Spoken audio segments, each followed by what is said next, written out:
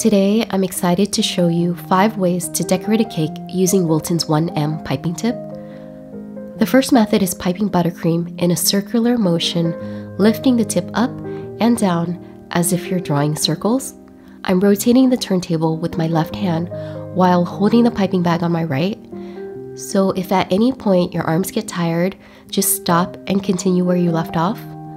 Obviously, it's best if you can do this all in one go, so there are no breaks in the pattern, but it's okay either way.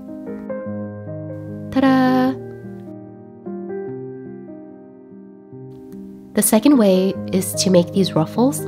Start by holding the piping tip vertical to the cake, squeeze the piping bag, and slowly lift to create these ruffly mounds. I recommend practicing before working on an actual cake. Just go around, fill in the cake, making a crown.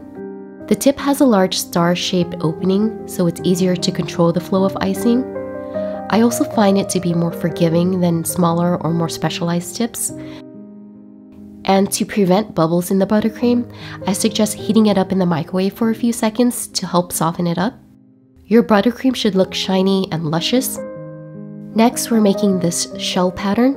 Start at the base of the cake, lift up, and curl back down, kind of like how you draw ocean waves.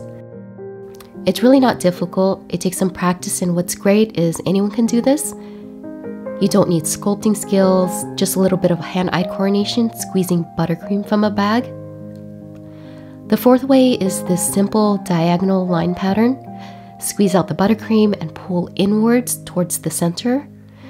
This is likely the simplest design, and you can complete the cake by throwing on some sprinkles or dust on edible glitter. Give it a spin and look at that. And lastly, the fifth way to decorate a cake using Wilton's 1M is by making these rosettes.